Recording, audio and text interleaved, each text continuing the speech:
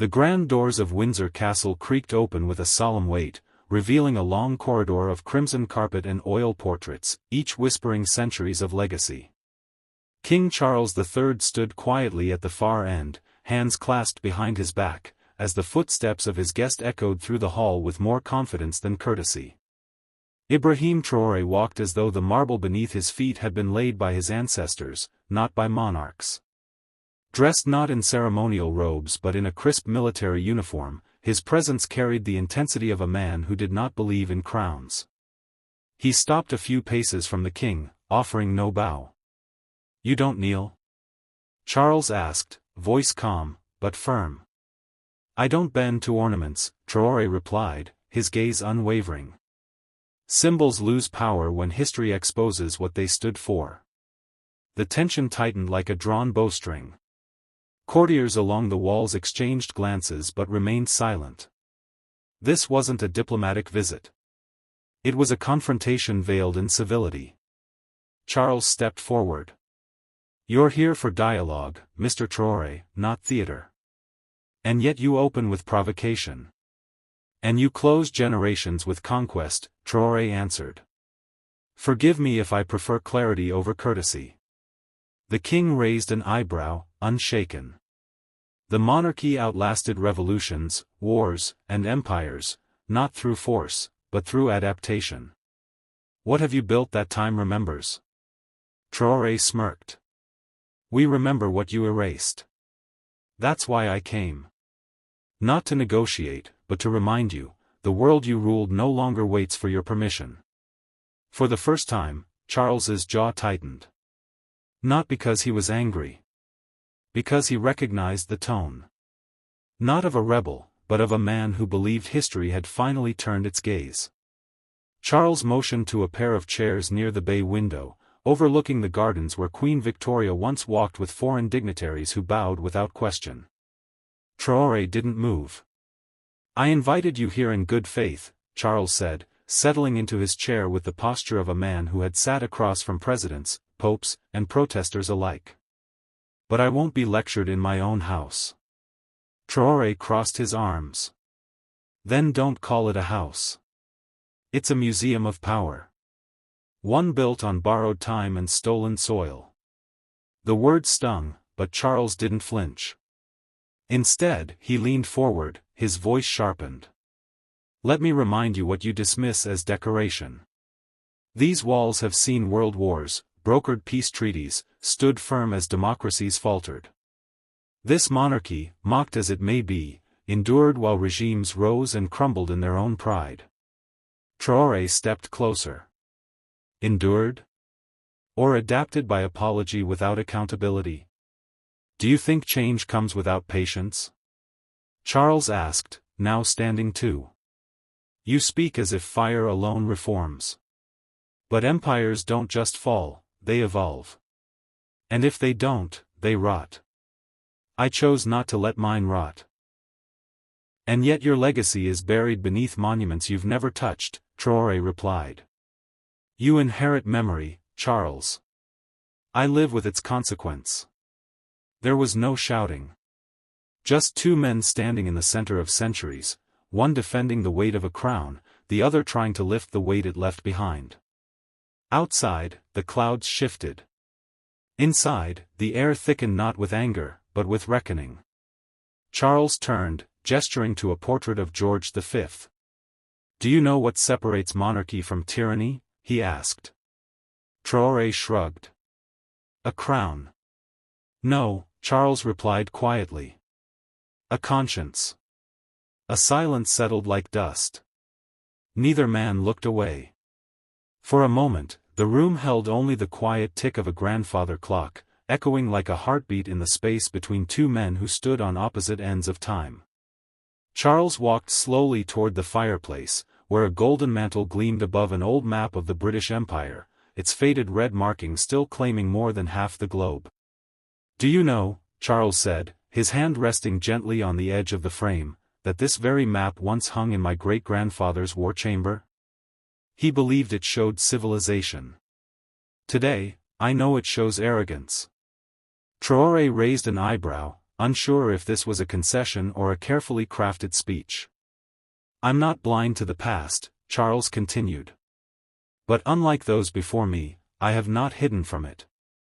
I've spoken of slavery, of colonization.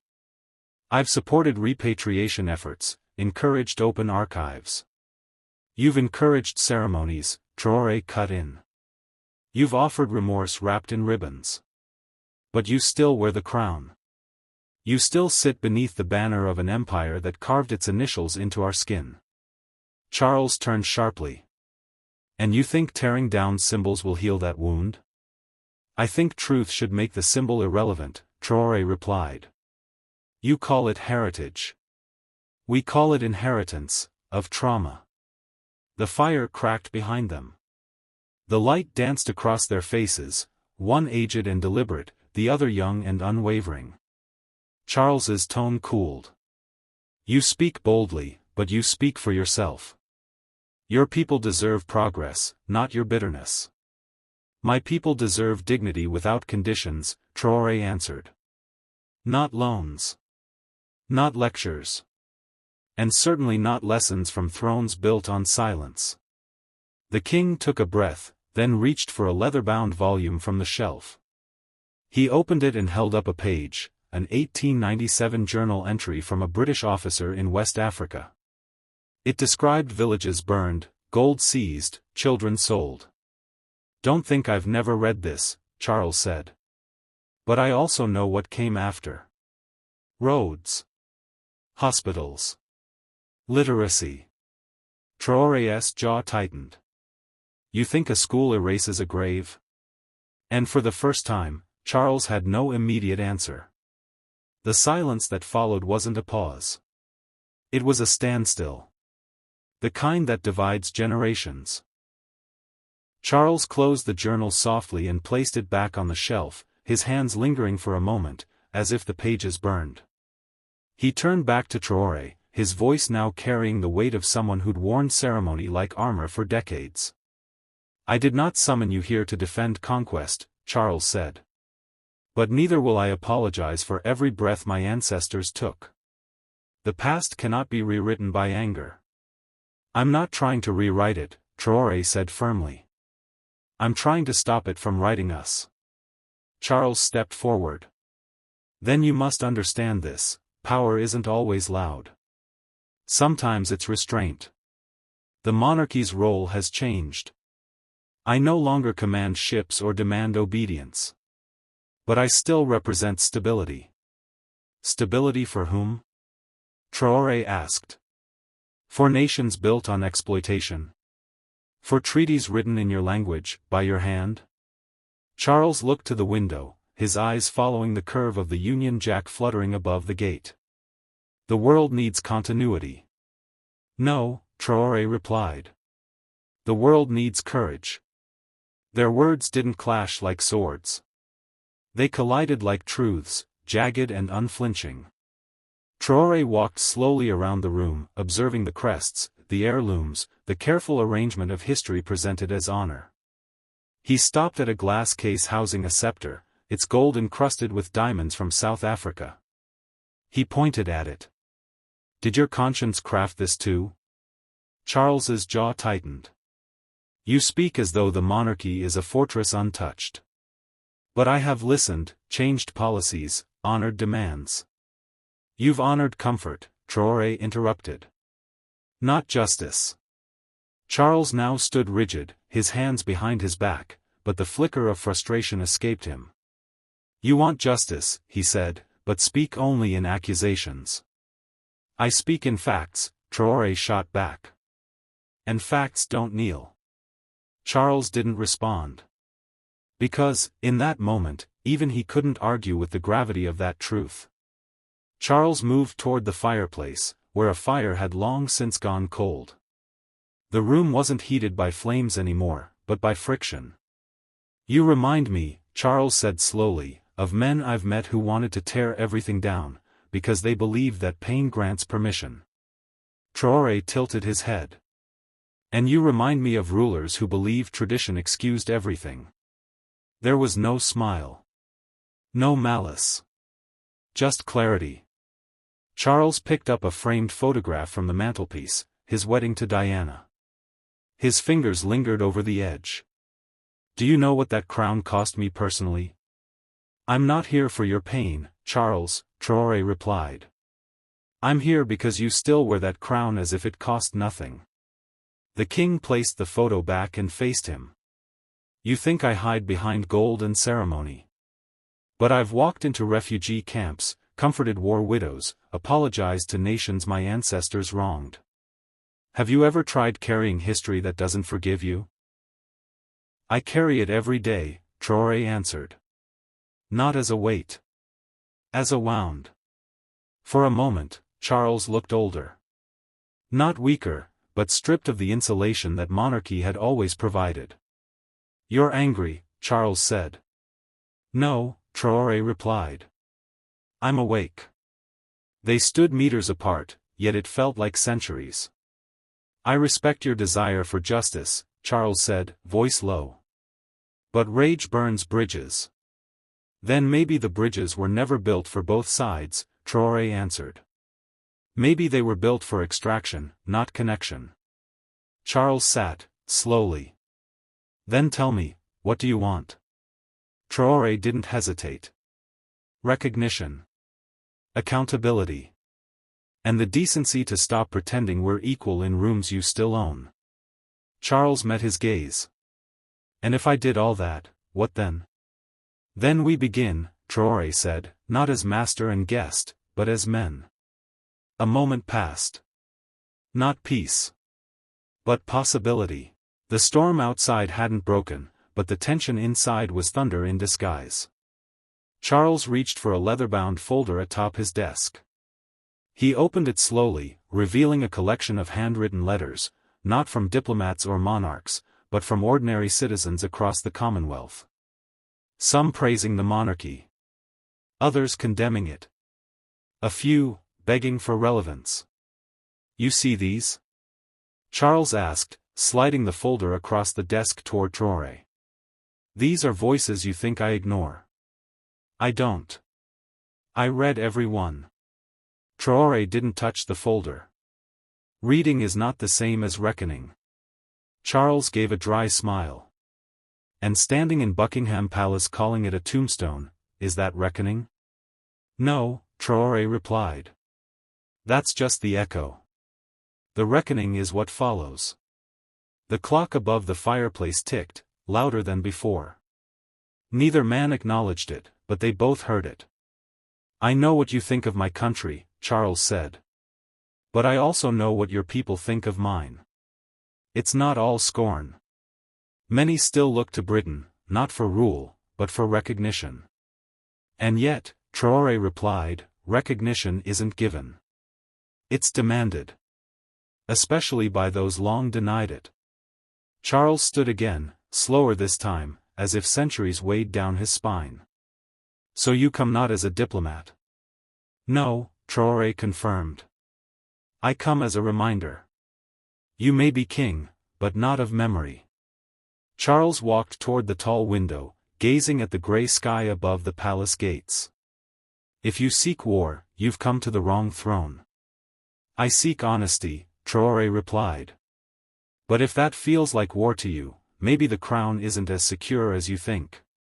Their eyes met again, across empires, across history, across the brittle silence between truth and legacy. For a moment, the room grew eerily quiet, as if even the ancient walls were reluctant to witness what followed. Charles walked toward the tall windows that overlooked the gardens, clasping his hands behind his back, eyes lost in the rain tapping against the glass. He spoke without turning.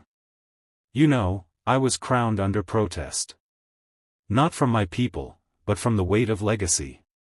I didn't inherit a kingdom. I inherited a reckoning. Behind him, Traoré remained still. I didn't come here to demand repentance, he said. I came because you still shape global perception. And if you refuse to speak the truth, your silence becomes permission. Charles turned, slowly. His voice had lost its earlier sharpness. What remained was something else, measured, burdened, but no longer defensive. You believe history was a theft, he said. But have you considered that tradition is also a trap? Traoré tilted his head. Then break it, he said. I've tried, Charles replied, almost bitterly. I reduced the coronation. I opened the palace to the public. But the world still sees a crown and forgets the man beneath it. And yet you wear it. That's because the world still expects me to. Traoré stepped forward, now just a meter away. Then maybe it's time they saw you without it. The words landed with force, not as a threat, but as a dare. A suggestion. A test. Charles exhaled. If I take off the crown, what comes next? He asked. Maybe, Traoré said, you stop leading shadows, and start facing the sun. The tension wasn't hostile anymore. It was the quiet tension between two generations, two worlds, one clinging to legacy, the other demanding clarity. Outside, the bells of a distant church chimed the hour. Inside, two men stood surrounded by centuries of artifacts, and for the first time, neither felt entirely at home. Charles stepped toward a cabinet along the wall and opened it gently.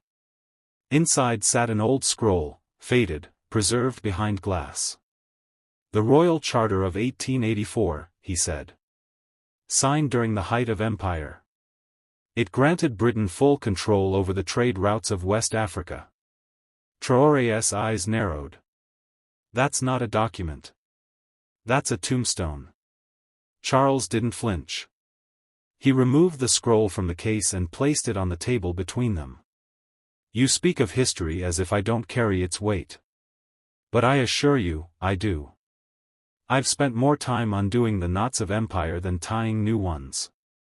Traoré leaned in slightly. Then you know some knots are strangling entire nations to this day. Charles paused, his fingers gently smoothing the parchment. You think I represent chains. But what if I told you I represent the key? Traoré gave a soft laugh, dry, but not dismissive. Then use it.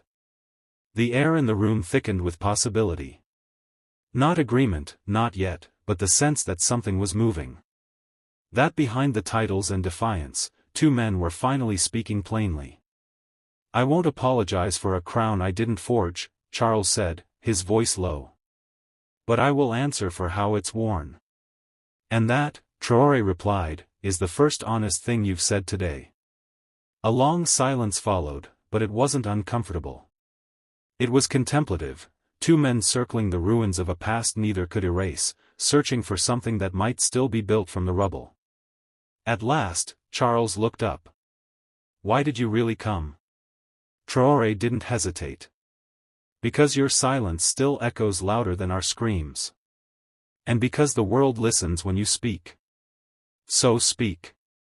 Charles closed the cabinet and returned to his place. Then let us not waste this moment. For the first time, it wasn't king and critic. It was man and mirror. The room dimmed slightly as clouds rolled across the London sky, casting Buckingham's chandeliers into flickering reflections. Traoré sat again, his posture relaxed but alert, like a soldier who never quite disarmed. Across from him, Charles didn't return to the head of the table. He stood beside it, leaning gently on the polished wood. I have read reports about your reforms, Charles said. Land nationalization, education revamps, cancelling foreign mining contracts. You've made enemies. Traoré didn't smile. You don't fix a wound by asking the knife to stay comfortable. Charles nodded slowly. You may be younger, but your tone is ancient. You sound like the revolutionaries of the 50s. I listened to them, Traoré replied. The world didn't. A soft knock interrupted them. An aide entered with tea, silent, professional, and vanished. Neither man touched the cups. Charles spoke again. My father tried to hold the Commonwealth together with diplomacy. I tried to humanize it. You want to burn it. I want to stop pretending it's a family, Traoré said. It's not kinship if one side sets the rules and the other just gets rules. Charles breathed in deeply. And yet you're here. In this palace. Facing this crown. Why? Traoré finally met his eyes directly. Because if I only speak to my people, I preach. If I speak to you, I shift the center of gravity. There it was. Not a threat. A strategy. Charles was no stranger to diplomacy, but this wasn't it. This was confrontation wielded with surgical intent. And oddly, he respected it. You may hate this institution, Charles said. But part of you knows its collapse will create chaos. Traoré leaned forward. Then let it collapse gently. But don't ask us to keep pretending it stands for unity. The fire crackled behind them. No one moved. You came with fury, Charles said. And I answered with facts. Now what? Traoré answered, now, I ask you one question, Charles. Charles raised an eyebrow. Are you ready to be remembered as the king who finally told the truth? The Grand Chamber had fallen quiet, but the silence was heavier than any debate. Traoré's final words still hung in the air like smoke, charged, provocative, defiant. Yet Charles remained upright, composed, his hands calmly folded before him. You think your voice shook the palace, the king said at last, his tone colder now but not brittle. But you've mistaken volume for value. Traoré turned slightly, almost smirking. Charles continued, his gaze level. I have sat across from men who waged wars. Signed away borders. Ruled without question. You came with fire in your chest and thought that made you different. But fire alone doesn't build nations. It reveals truth, Traoré replied. Yes, Charles said sharply. But truth, young man, is only powerful when tempered with understanding. You talk of history like it began with pain. I assure you, history began with people trying to survive it. A moment passed. Even the aides stopped scribbling. The guards stepped back slightly. The atmosphere had shifted once more, no longer rebellion, no longer scolding. Something closer to reluctant acknowledgement. You wear your pain like a medal, Charles said, stepping toward the center of the room. But I carry memory as responsibility. Traoré didn't interrupt. And though you may reject the crown, the king added, pausing before the great fireplace, you've just spent an hour reminding the world why it still matters. With that, he turned. Not in retreat, but in command. Traoré stood alone now in the center of that historic room. For the first time, he did not speak. Outside, the press roared for statements, for sound bites, for sides. Inside, two leaders had already said everything. Two men. One crown. And a conversation the world wasn't ready for. Ibrahim Traoré came to mock the monarchy, but what he found was a king who didn't hide from the past. In this rare confrontation, Charles III didn't offer silence. He offered a mirror. And when a throne reflects rather than resists, that's when history begins to shift. Subscribe to Charles' Stories for more moments where power meets truth.